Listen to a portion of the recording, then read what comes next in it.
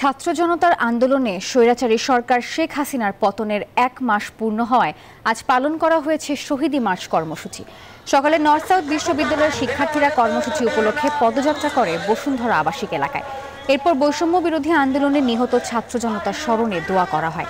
এই সময় শিক্ষার্থীরা জানান, ছাত্র জনতার রক্তে অর্জিত এই বাংলাদেশে আর যেন স্বৈরাচার সরকারের উত্থান না ঘটে, এজন্য সবাইকে ঐক্যবদ্ধ থাকতে হবে।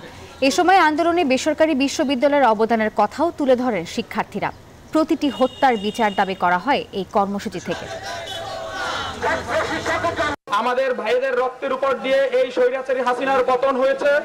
আমরা আশা করব এই রক্তের মূল্যায়ন যাতে সঠিকভাবে হয় এবং বাংলাদেশে ভবিষ্যতে যেন কোনো স্বৈরাচারী সরকার আর না আসতে পারে।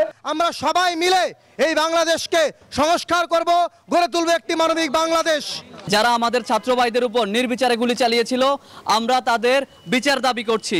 আমাদের সম্মিলিত বেসরকারি বিশ্ববিদ্যালয়ের শিক্ষার্থীরা এই আন্দোলনে সফল হওয়ার পিছনে গুরুত্বপূর্ণ অবদান রেখেছেন।